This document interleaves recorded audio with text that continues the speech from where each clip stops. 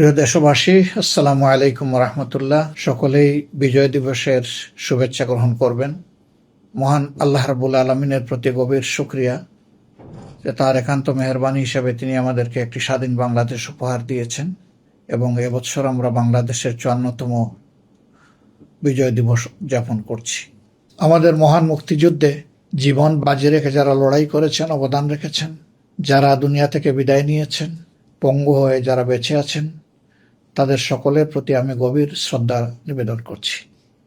আমি দোয়া করি আল্লাহ তাআলা তাদের ত্যাগের উপযুক্ত বিনিময় যেন তাদেরকে দান করেন এবং তারা যে স্বপ্ন নিয়ে সেদিন লড়াই করেছিলেন সেই স্বপ্ন যেন বর্তমান প্রজন্মের মাধ্যমে বাস্তবায়িত হয়। আল্লাহ তাআলার দরবারে সেই দোয়া করছি। দেশে কিংবা প্রবাসে প্রিয় বাংলাদেশি যারাই আছেন, আমি সকলকে আবারও বিজয় দিবসের আন্তরিক শুভেচ্ছা জ্ঞাপন করছি। প্রিয় দেশটি স্বাধীনতার 54 বৎসর অতিক্রম করছে।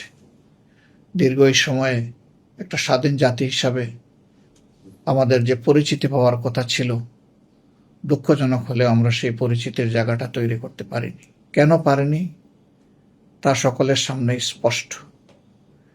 একটা জাতিকে গঠন করার নেতৃত্ব দেওয়ার দায়িত্ব থাকে রাজনৈতিক দলগুলোর উপর, বিশেষ করে যারা সরকার গঠন করেন, পরিচালনা করেন। দেশকে গড়ে দেওয়ার মূল দায়িত্বটা তাদের। জনগণ তাদের সহযোগিতার অংশীদার। দুঃখের বিষয় যে এই রাজনীতিবিদরা মুঠা দাগে বলতে গেলে কেউই তার দায়িত্ব জনগণের আকাঙ্ক্ষা অনুযায়ী পালন করতে পারেননি, যার ফলে জন আকাঙ্ক্ষা অবাস্তবায়িতই রয়ে গেছে।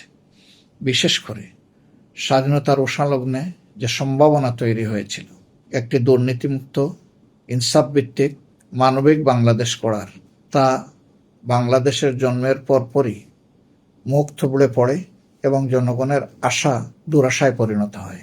সে সময় থেকেই দুঃশাসন এবং দুর্নীতি গোটা সমাজকে গ্রাস করে বসে, যার ধারাবাহিকতা বলতে গেলে এখনো অব্যাহত আছে। দুর্নীতি এমন এক ভয়াবহ আকার ধারণ করেছে যে সমস্ত মানুষ এর দ্বারা ক্ষতিগ্রস্ত হচ্ছেন। একজন নাগরিকও দুর্নীতির সুবল থেকে রেহাই পাচ্ছেন না। দুঃশাসন গত 15 বৎসরে 15.5 বৎসর যারা শাসন করেছিলেন তাদের সময় ইতিহাসের সর্বোচ্চ সীমায় উপনীত হয়েছিল। সেই দুঃশাসন থেকে আল্লাহ তাআলা 24-এর গণ আন্দোলনের মধ্য দিয়ে, গণবিপ্লবের মধ্য দিয়ে জাতিকে মুক্তি দিয়েছেন। আরেকবার আল্লাহ তাআলার শুকরিয়া আদায় করি। আমাদের সামনে নতুন দেশ গড়ার হাতছানি। আগামী নির্বাচনের জন্য গোটা দেশবাসী প্রস্তুত হচ্ছে। আপনাদের প্রিয় সংগঠন জামাত ইসলামী আপনাদের দোয়া, ভালোবাসা, পরামর্শ নিয়ে প্রস্তুতি নিচ্ছে। এই নির্বাচনের মধ্য দিয়ে এমন একটি শক্তি সামনে নির্বাচিত হোক আমরা প্রত্যাশা করি, যাদের হাতে বাংলাদেশের জনগণের জীবন, সম্পদ এবং ইজ্জত রক্ষা পাবে। সেই আমানতদারি রক্ষা করে তারা দেশ পরিচালনা করতে পারবে সততা এবং স্বচ্ছতার সাথে। দুর্নীতিমুক্ত একটি দেশ, চাঁদাবাজ, দখলদার, মামলাবাজ মুক্ত একটি দেশ যারা উপহার দিতে পারবে। তরুণদের প্রত্যাশার একটি দেশ যারা উপহার দিতে পারবে। তরুণদের স্বপ্ন বাস্তবায়নে যারা দায়িত্ব নিয়ে কাজ করবে, এমন একটি দেশ যারা গড়ে দিতে পারবে। আগামী নির্বাচনের মধ্য দিয়ে সেই শক্তিকে জনগণ বেছে নেবে বলে আমরা আশা করি। আমরা জনগণের উপরে যথেষ্ট আস্থা রাখি।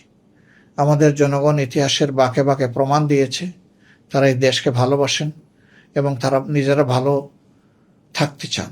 কতিপয় দুষ্ট লোকের কারণেই জনগণ বারবার প্রতারিত হয়েছে, ক্ষতিগ্রস্ত হয়েছে। আমরা চাই না সেই দুষ্ট পথ এই সমাজে অব্যাহত থাকুক। এর হাত থেকে দেশ মুক্তি পাক, নতুন বাংলাদেশ জন্ম নিক। আজকের এই দিনে এ শপথ হোক আমাদের সকলের। আমরা সেই অঙ্গীকারে আবদ্ধ হব। আগামীর বাংলাদেশ হবে একটি নতুন বাংলাদেশ। আগামীর বাংলাদেশ হবে তারুণ্যদীপ্ত বাংলাদেশ। আগামীর বাংলাদেশ হবে দুর্নীতি এবং দুঃশাসন মুক্ত বাংলাদেশ। সর্বোপরি আগামীর বাংলাদেশ হবে একটি মানবিক বাংলাদেশ। সবাই ভালো থাকবেন।